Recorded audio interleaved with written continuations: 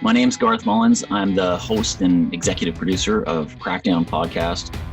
I'm part of a drug user union here in Vancouver because I've been an opioid user pretty much my whole adult life. Heroin for a long time, methadone now, and I'm tired of seeing my community die in the drug war.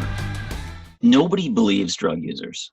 So every time we try to raise something or bring an issue to the attention of a doctor or some government official or something, they kind of look at you like you're pulling a scam. They're keeping an eye on their laptop, like, you know what I mean? They're worried you're going to go steal it and pawn it, or that you've got some kind of devious scheme in mind.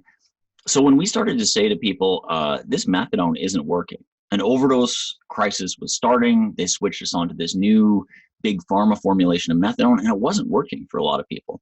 No one believed us. They said, "Oh, it's all in your head. You're just trying to pull some elaborate scam to get more drugs somehow that we don't yet understand." And so starting the podcast was important for me because I wanted people to believe us. So it was weirdly a quest for legitimacy and credibility.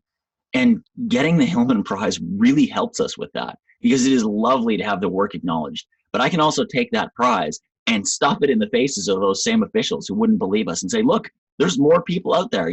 Our colleagues have looked at our work and said, yeah, this is legit. The fact that people listened to it was a surprise to the community and a surprise to me. We have this kind of arcane, detailed story that goes into the weeds about methadone, which is something that is pretty far removed from most people's reality.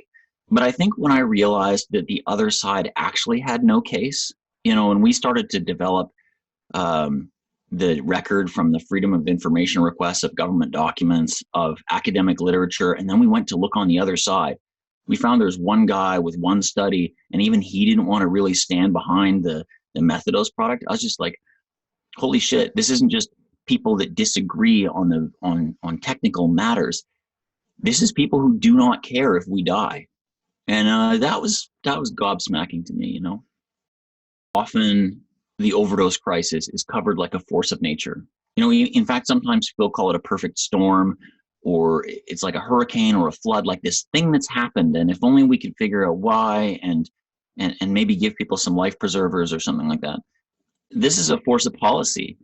And I wanted it to be covered as a force of policy, not a force of nature. It's not a hurricane, it's a war. And, Nixon even said it's a war on drugs. It feels more like a war on drug users to me. But I was tired of this kind of coverage that is in passive voice, where the villains of this whole thing, the policymakers, get to kind of get away with saying, oh, well, we're worried about these people. What can you do? And actually, say these are the people and the positions and the policies that are causing the misery and death in this community. We were thrilled to win the Hillman Prize. We were surprised and stoked, and people couldn't believe it. And me and someone from the editorial board were looking forward to getting on a plane and being with you all in person. And the fact that we can't is discouraging. But we understand, there's a public health emergency going on in the country. And that requires people to do sort of major things. People can't just move around the country like they used to. That's big. And we were sitting in the middle of a public health emergency. We still are, on the overdose crisis, for 5 years. And we were asking for something so small. We were asking, just give us this medication that we know actually works. Let us have the old thing back. Not change the whole world, not curtail people's movement. And we couldn't get that, and we still haven't won it. And so, in a sense, it's kind of doubly bitter to me, because we see health authorities in British Columbia, where I am, where one person has died, starting to take real public health measures, and I applaud them for that.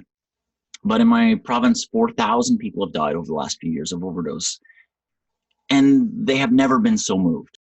This story was really important to us because when they switched to a less effective form of methadone, that was right when fentanyl was entering the drug supply. So people take methadone, it's got one job, so you don't feel dope sick, so you don't feel withdrawal. And if it's not working, you're maybe going to go top up from an illegal drug supply that is now contaminated. And that has meant for us that people die. Like my friend Sharice Watton, who was on the editorial board of Crackdown podcast, is gone because of this policy. And I'll never forgive the people who caused this to happen. But it wasn't just Charisse. It's been thousands of people across this country and potentially others. I have never gone to journalism school. I take methadone every morning. So for me, this is reporting from the trenches. This is being a war correspondent.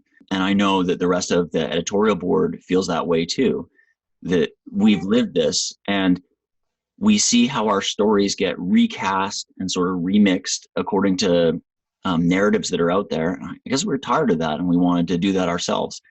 And so this is why investigative journalism is so important, because sometimes these policies and these moves are hidden in the weeds, and we got to get the big journalism weed whacker and cut that shit down and expose that stuff. And I'm thankful to you all for helping us do that and elevating us when we have.